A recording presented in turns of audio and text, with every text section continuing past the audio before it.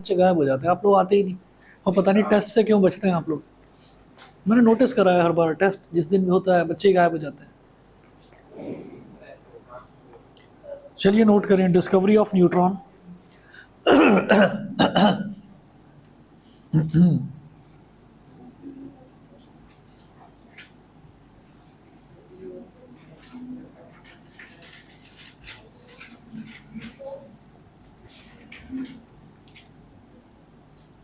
Discovery of neutron.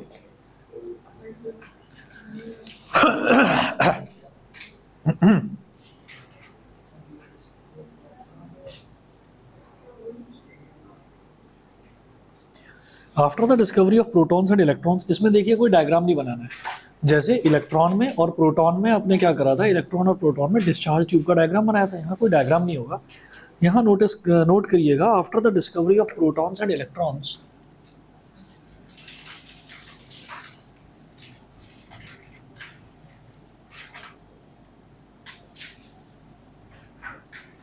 after the discovery of protons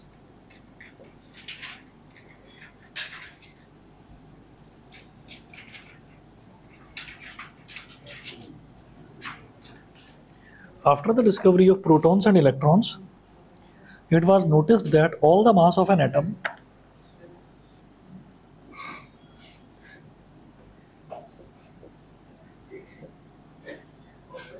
it was noticed that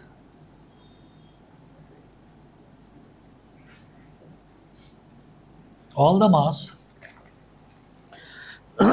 it was noticed that all the mass of an atom cannot be accounted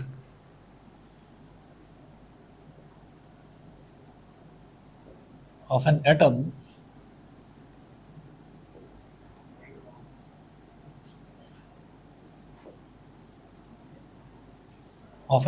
cannot be accounted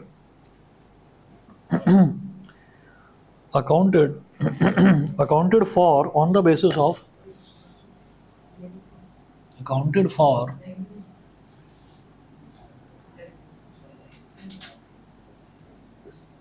on the basis of only protons and electrons present in it. Only protons and electrons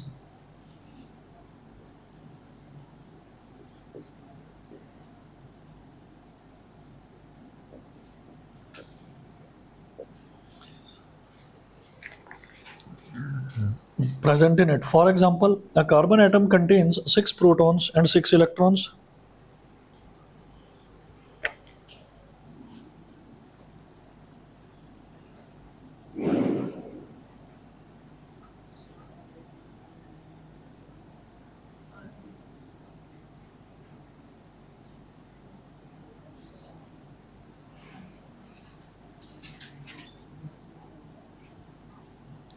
A carbon atom contains only 6 protons and 6 electrons.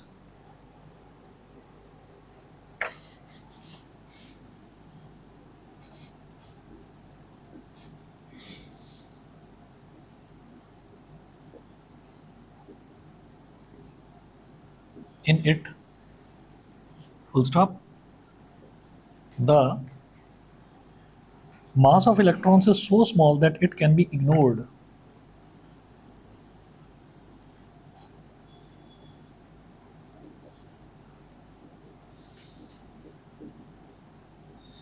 Is so small that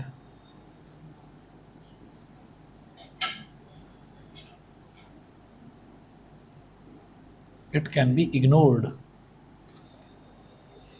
Full stop. So the atomic mass of carbon should be only 6U.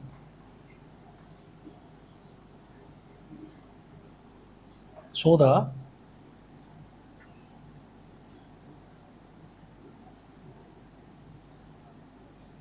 atomic mass of carbon should be only 6U, which is the mass of 6 protons.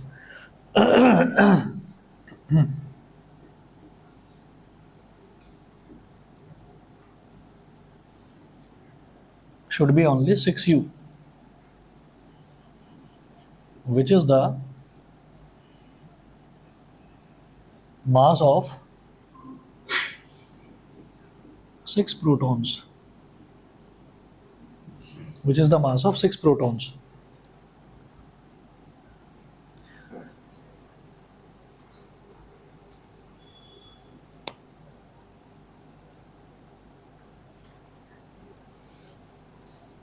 This, however, is wrong because the actual atomic mass of carbon is 12U.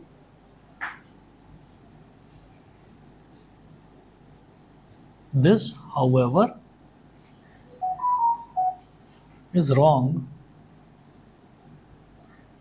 because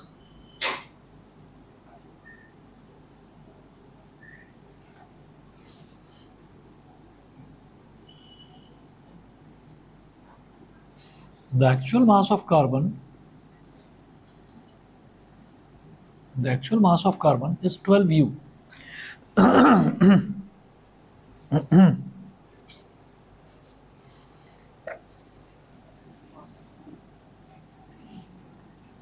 next point करके लिखेंगे,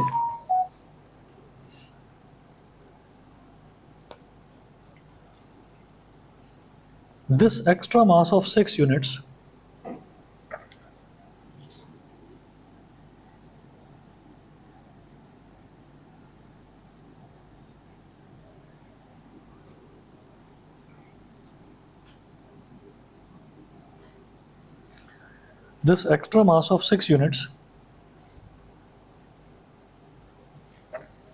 was explained by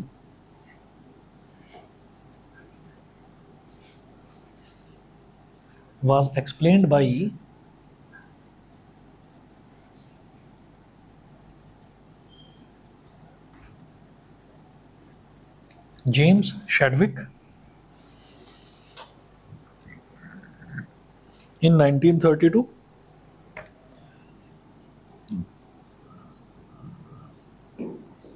In 1932, he explained that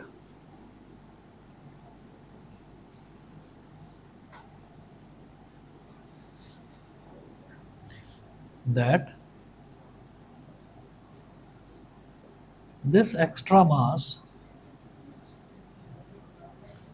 is of huh?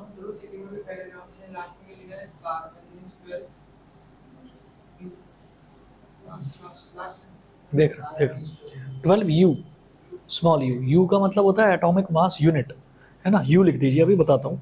He explained that this extra mass is of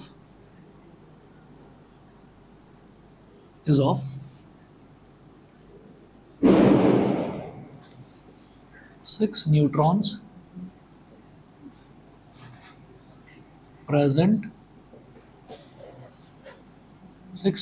present in the nucleus.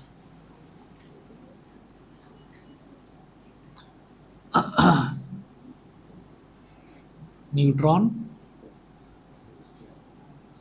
is a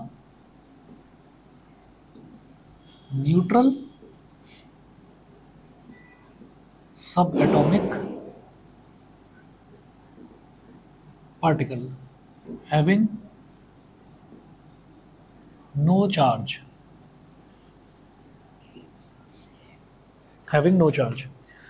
तो थोड़ा सा आप देखिएगा, थोड़ा सा मैंने लास्ट क्लास में भी एक्सप्लेन करा था, मैं उसी चीज़ को आगे आपको समझाऊंगा कि after the discovery of protons and electrons it was noticed that all the mass of an atom can not be accounted for on the basis of only protons and electrons present in it. ठीक है, तो जब protons की और electrons की discovery हो गई तो हमने ये देखा, ये बताया गया कि जो पूरा का पूरा एटम होता है, उस पूरे के पूरे एटम का जो मास होता है ना, उसको एटॉमिक मास बोलते हैं.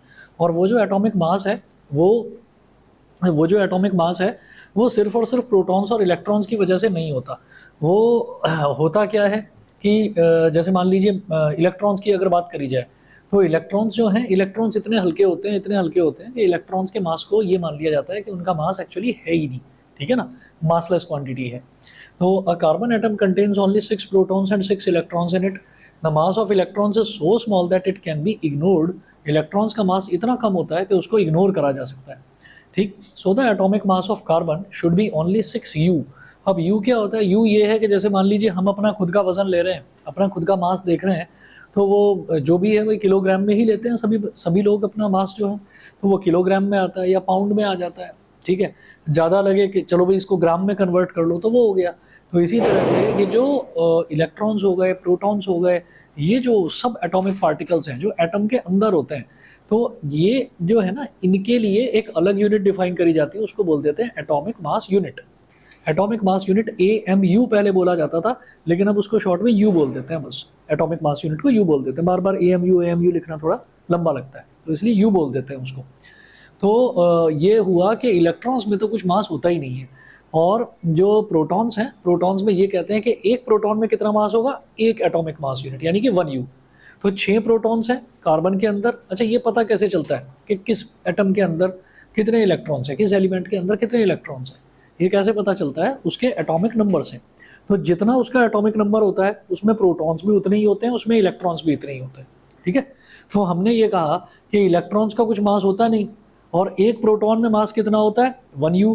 कार्बन का एटॉमिक नंबर होता है 6, तो 6 का मतलब क्या है कि उसके अंदर नंबर ऑफ प्रोटॉन्स भी 6 हैं, नंबर ऑफ इलेक्ट्रॉन्स भी 6 हैं, ठीक। और जब उसका मास लिया गया, अब वो जिस भी डिवाइस से जैसे भी करके मेज़र करा गया, ठीक है, वो ऐसा नहीं होता कि आपने उसको लाकर कहीं मेजरिंग स्केल पर रख दिया और आप देख रहे हैं कि उसका वेइंग स्केल पर कि उसका मास कितना है, वो इतना छोटा है कि आप नहीं देख सकते, ठीक है।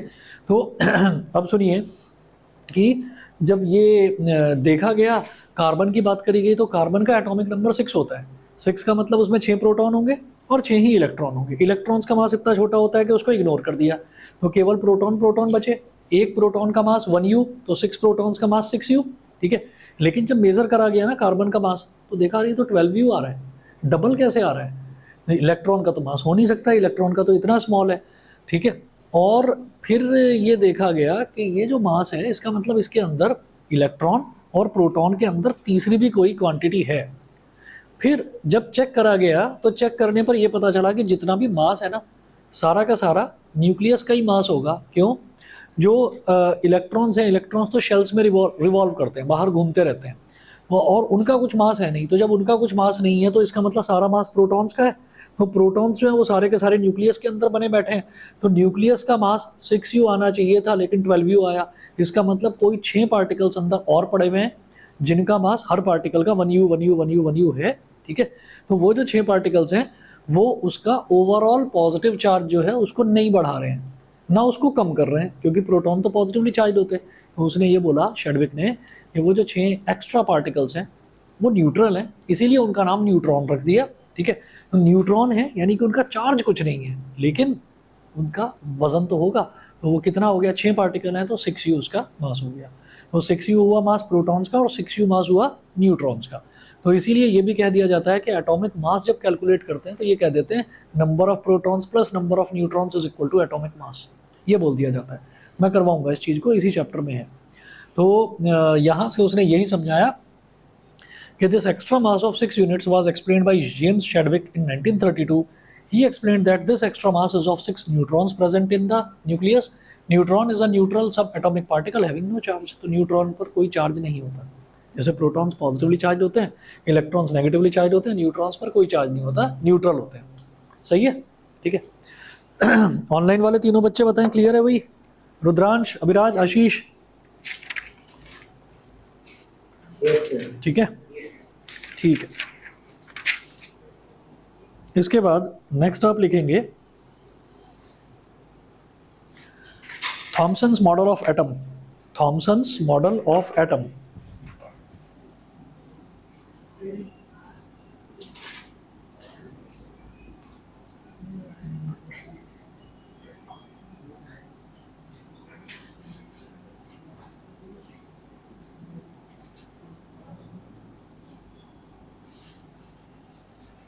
वो विमोदा, तुम्हारा तो कल भी है ना स्कूल, बताया था, हो गई? चलिए,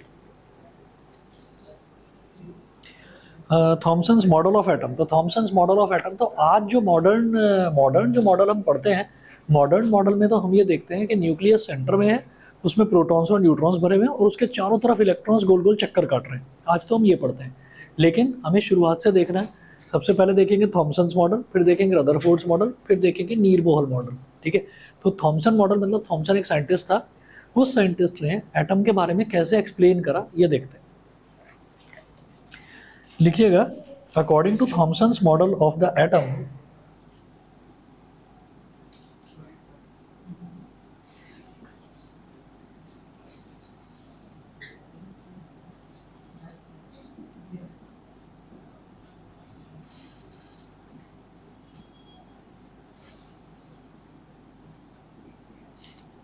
according to Thomson's model of the atom, first point लिखेंगे, an atom consist of a sphere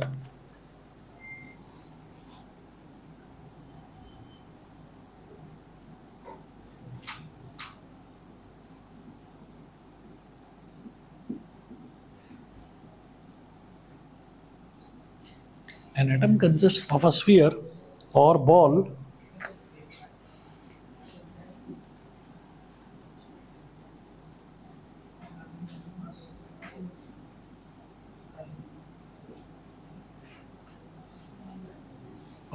of positive charge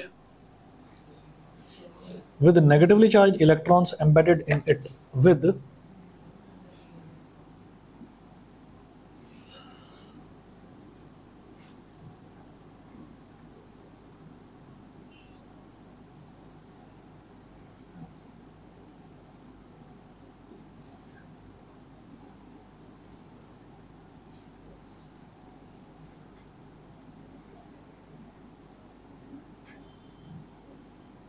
second, the positive and negative charges in an atom are equal in magnitude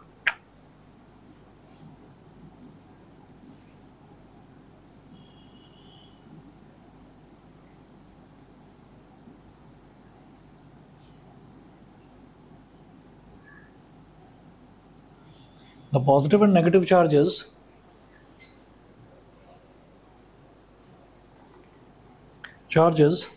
in an atom are equal in magnitude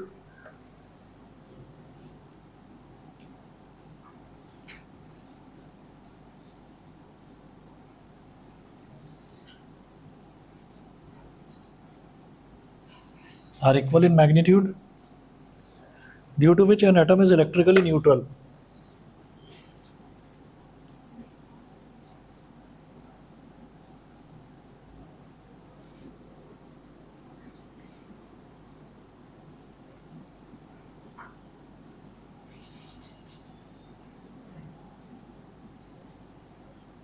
Due to which an atom is electrically neutral. Full stop. It has no overall positive or negative charge.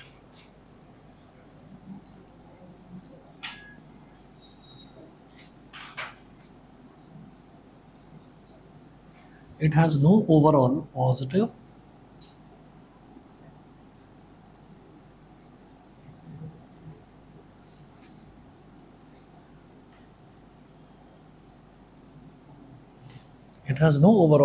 or negative charge. तो Thompson का जो model था, Thompson के model के बस ये दो ही points हैं। पहला पॉइंट उसने ये समझाया कि N atom consist of a sphere और बॉल ऑफ पॉजिटिव चार्ज। तो उसने ये समझाया कि जो एटम है, एटम में एक atom is just like a sphere, मतलब वो बॉल के जैसा है। तो ऐसा है कि जैसे कि बॉल पूरा का पूरा पॉजिटिवली चार्ज है और उसके ऊपर जो इलेक्ट्रॉन्स हैं with negatively charge electrons embedded in it, negatively charge electrons को उसके ऊपर ना फिक्स कर रखा है, ऐसे फिक्स कर रखा है जैसे थंब पिन होती है ना, कोई बॉल है, उस बॉल के ऊपर आपने 8-10 थंब पिन लगा दी, ठीक है। तो जितनी थंब पिन आप उसके ऊपर फिक्स करते चले जाएंगे, हम ये कहेंगे कि हमने उतने इलेक्ट्रॉन्स उसमें लगा दिए। तो N atom consist of a sphere और बॉल ऑफ पॉजिटिव चार्ज।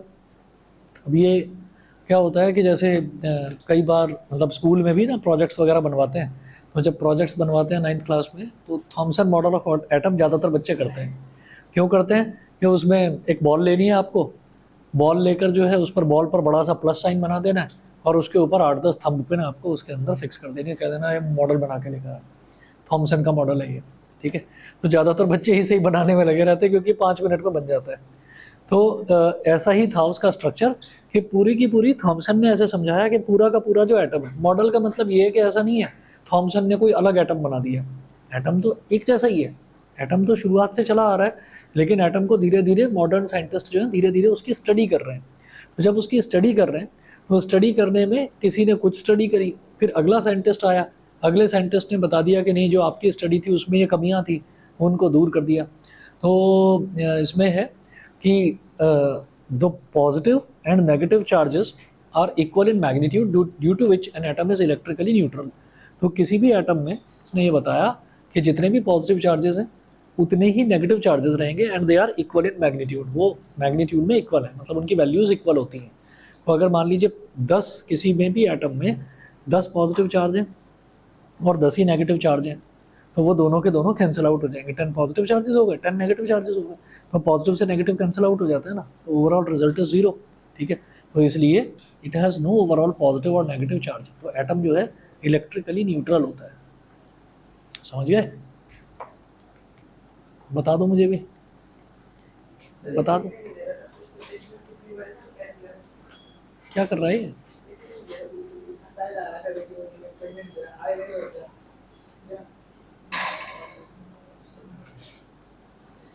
पता नहीं, तुम उसे देखकर हंस रहे हो, वो तुम्हें देखकर हंस रहा है।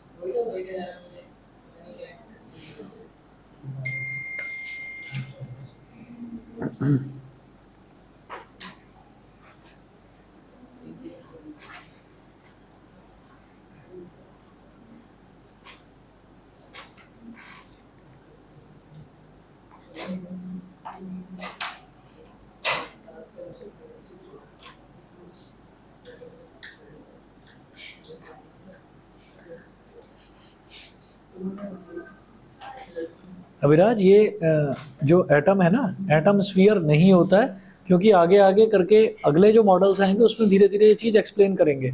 ये शुरुआत में थॉमसन ने स्टडी करा था, और थॉमसन ने ये कहा था कि एटम जो है वो एक स्फीयर होता है, और स्फीयर होता है पूरा पॉजिटिवली चार्ज, और उस पर नेगेटिव चार्जेस जो हैं वो उस पर एम्बेडेड होते हैं। एम्बेडेड मतलब उस पर फिक्स्ड होते हैं। समझ गए?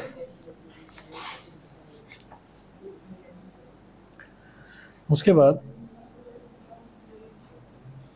बाद हेडिंग डालेंगे Rutherford's experiment discovery of nucleus. लिख रहा हूँ।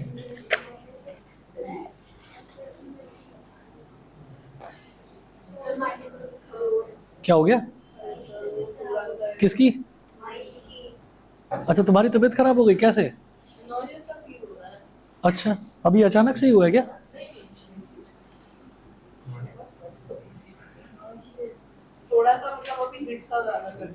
अच्छा अच्छा, सब अब तो अच्छा छुट्टी है ना अब तो, इस वजह से।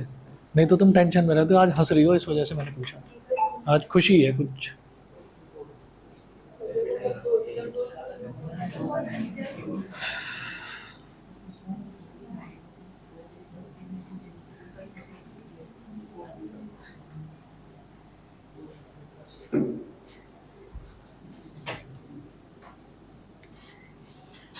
चलिए जी, थॉमसन्स मॉडल ऑफ एटम ये हो गया। इसके बाद नेक्स्ट लिखेंगे Rutherford's experiment.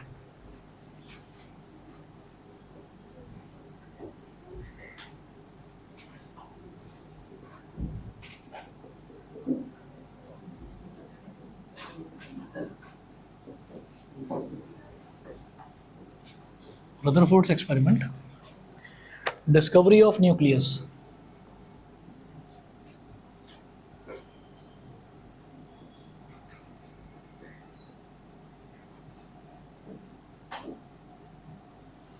Rutherford's experiment discovery of nucleus. Rutherford का एक्सपेरिमेंट, और उस एक्सपेरिमेंट में न्यूक्लियस की डिस्कवरी हुई है ना। कैसे?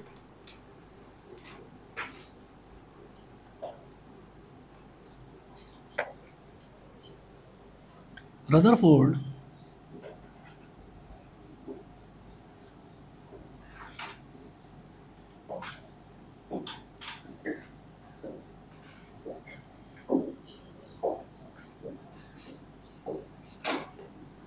discovered nucleus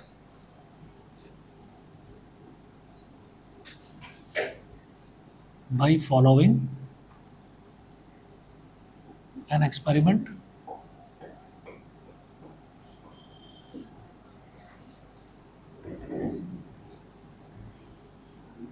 which is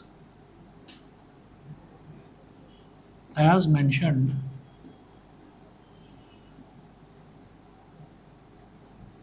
below.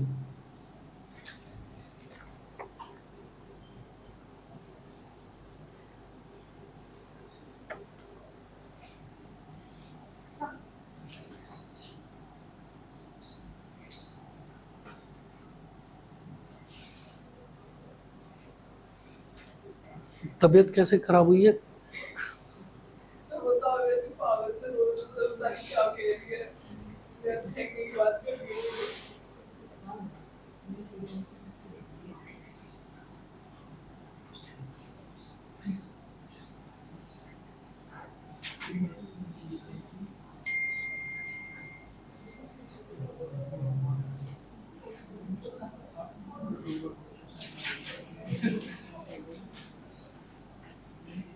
कैसे, क्या हुआ?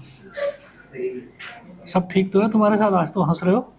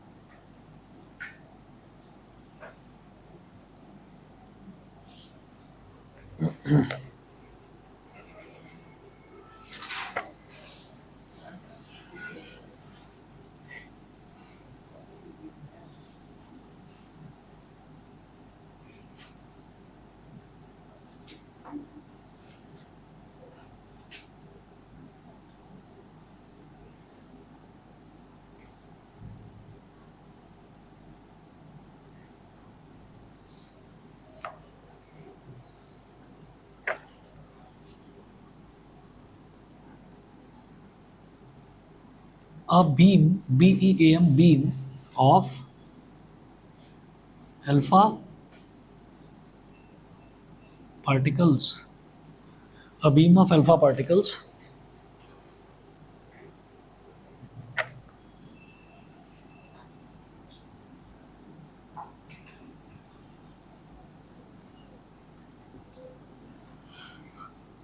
or deflection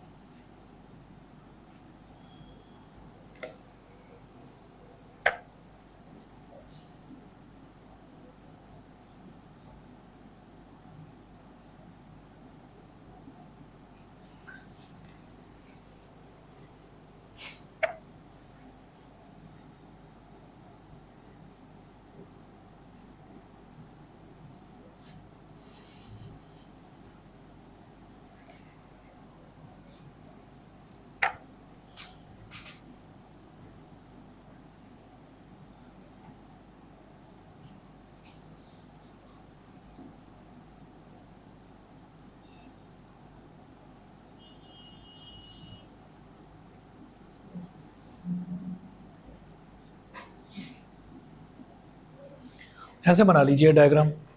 इसमें जो हमने 4 सर्कल बनाए हैं ना, ये चारों सर्कल 1 2 3 4, ये चारों सर्कल जो हैं ये 4 अलग अलग एटम्स हैं, ठीक है। और इसमें जो ये बीच में सर्कल बनाया और पॉजिटिव साइन लगाया है ये है न्यूक्लियस, ठीक। तो अभी तक हमको नहीं पता कि ये न्यूक्लियस है, अभी बस हमने बना दिया है, पॉजिटिव साइन बना दिया। मतलब रदरफोर्ड ने न्यूक्लियस की डिस्कवरी करी थी, न्यूक्लियस को सबसे पहले ढूंढ कर निकाला था कि हाँ ये न्यूक्लियस नाम की एक चीज़ होती है, ये करा। तो उसने ये नोटिस करा कि ज़्यादातर जो अल्फा पार्टिकल्स थे, most of the alpha particles pass straight through. अब अल्फा पार्टिकल्स क्या होते हैं? अल्फा पार्टिकल्स क्या है कि ये पॉजिटिवली चार्ज पार्टिकल्स होते हैं। अल्फा पार्टिकल्स होता क्या है, वैसे तो पॉजिटिवली चार्ज हीलियम आयन को अल्फा पार्टिकल्स बोलते हैं, लेकिन वो अभी आपको समझ में नहीं आएगा। तो इस चैप्टर के धीरे धीरे लास्ट तक जब हम पहुँचेंगे ना, तब हम बताएंगे कि आयन किस तरीके से बनते हैं, तब बता दूंगा कि वो पॉजिटिवली चार्ज हीलियम आयन को अल्फा पार्टिकल ही कहा जाता है और क्यों कहा जाता है वो भी समझा देंगे। फिलहाल के लिए बस ये मानकर चलिए कि alpha particles positively charge particles होते हैं। तो उसने ये ऑब्जर्व करा कि जब एटम अगर एक स्फीयर है ना, तो उस स्फीयर के ऊपर वाले हिस्से से नीचे वाले हिस्से से अगर ज़्यादातर अल्फा पार्टिकल्स यानी कि पॉजिटिवली चार्ज पार्टिकल्स अगर जा रहे हैं तो उनमें किसी तरीके का डिफ्लेक्शन नहीं हो रहा है। लेकिन जैसे ही वो थोड़ा सा नज़दीक से, मतलब सेंटर के थोड़ा सा नज़दीक से जा रहा है, तो उसमें हल्का सा डिफ्लेक्शन, देखो थोड़ा सा सेंटर के नज़दीक आया तो हल्का सा डिफ्लेक्शन, ज़्यादा नज़दीक आया कि साइड से टच ही कर गया तो लार्ज डिफ्लेक्शन, बिल्कुल सामने ही ऐसे टक्कर लगती है सेंटर से, है ना, तो एग्जैक्टली पीछे टर्न बैक कर जाता है। तो इसका मतलब क्या है, उसने कहा कि सेंटर में कहीं ना बहुत सारा पॉजिटिव चार्ज कंसंट्रेटेड है, तभी तो ये positively charge particles, alpha particles centre के नज़दीक जाते ही डिफ्लेक्ट हो रहे हैं।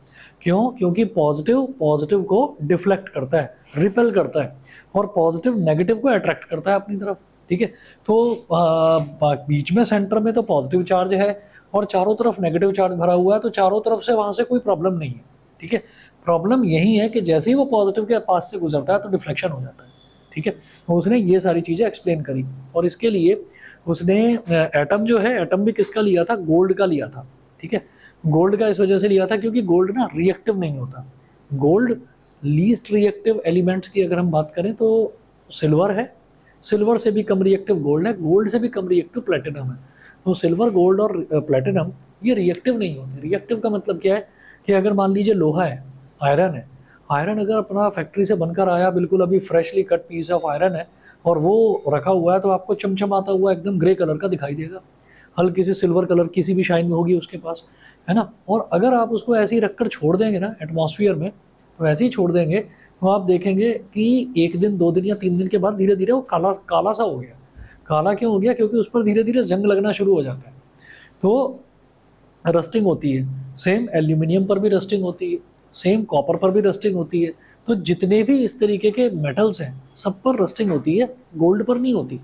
तभी तो गोल्ड की चेन बनवाते हैं लोग, गोल्ड की ज्वेलरी बनवाते हैं, क्यों? रिएक्टिव ही नहीं है। किसी को पसीना आ रहा है तो पता चला यार पसीने से ही रिएक्ट करके गोल्ड की चेन थी, काली हो गई, तो काली नहीं होती। येलो है, येलो ही रहेगी हमेशा, ठीक है। और अलग अलग तरीके के मौसम है, कोई उसको पहनकर नहा रहा है तो लगातार पानी पड़ रहा है उस पर, तब भी वो ख़राब नहीं हो रही। इसी तरीके से प्लेटिनम है तो प्लेटिनम पर भी कभी ख़राब नहीं होता है। चांदी है तो चांदी भी इसी तरह से ख़राब नहीं होती, जो उसका कलर है वैसा का वैसा ही रहता है, क्योंकि ये रिएक्टिव नहीं होते। तो इसलिए उसने लीस्ट रिएक्टिव मेटल लिया। लीस्ट रिएक्टिव मेटल क्या है? गोल्ड ले लिया उसने, ताकि और किसी तरीके का कोई रिएक्शन ना हो उसमें, ठीक है। उसको स्टडी करने के लिए उसने गोल्ड इसलिए लिया क्योंकि गोल्ड रिएक्टिव नहीं होता।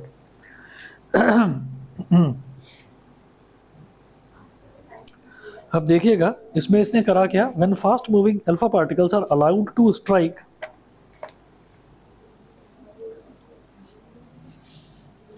ये रदरफोर्ड का एक्सपेरिमेंट है ना, ये पेपर में पूछा जाता है।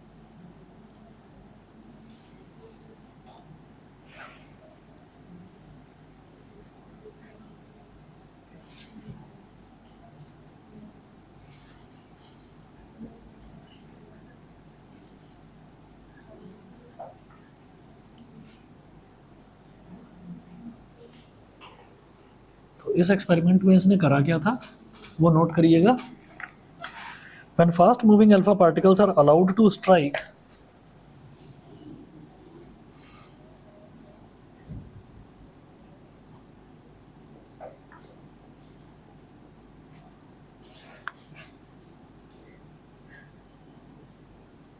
ये अल्फा है ना, इसका सिंबल ये होता है ऐसे, ये इसका अल्फा का सिंबल होता है, मैं ब्रैकेट में करके लिख रहा हूँ। When fast moving alpha particles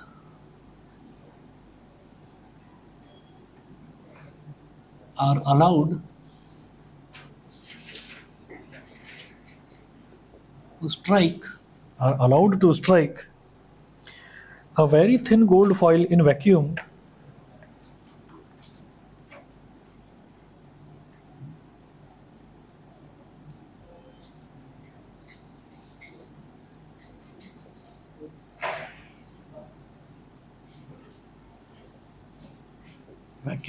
comma, it is found that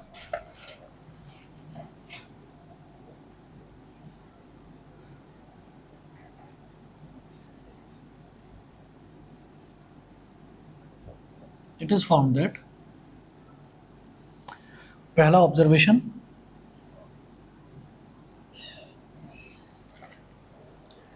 most of the alpha particles pass straight through the gold foil.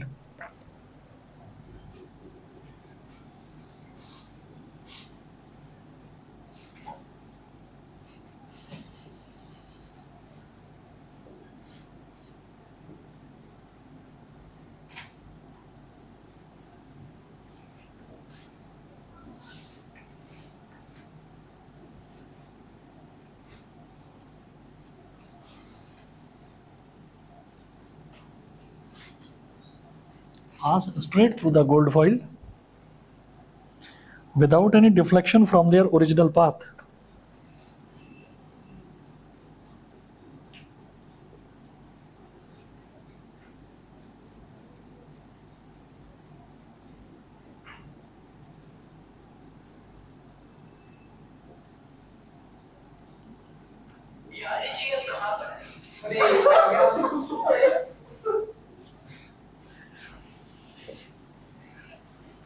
इसको क्या हो गया था?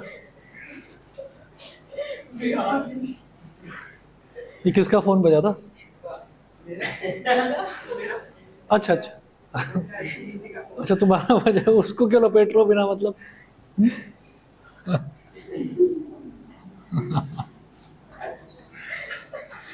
था क्या ये, क्या बोल क्या रहा था ये आवाज कैसी आई थी?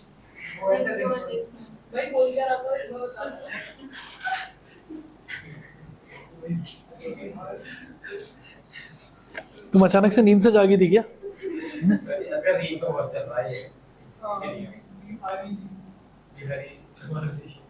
A few alpha particles are deflected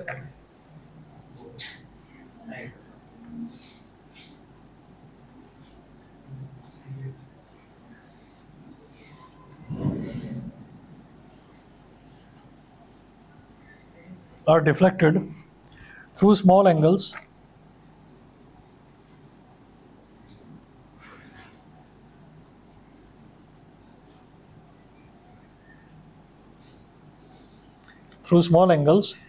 and a few are deflected through large angles.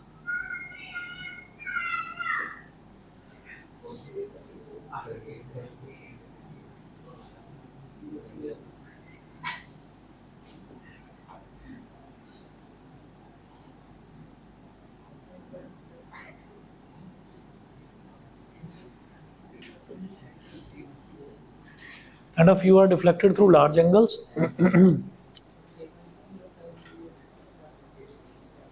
Or third observation, a very few alpha particles completely rebound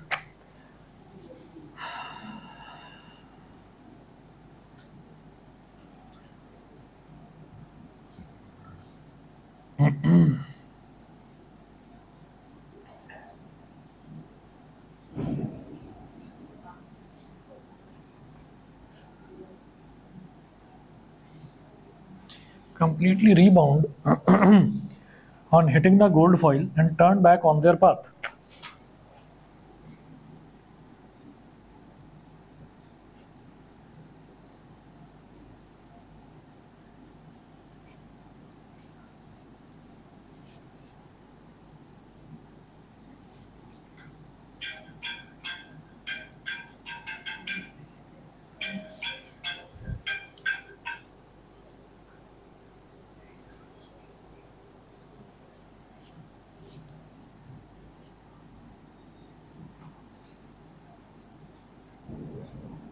ठीक है, इतना नोट करिए बस।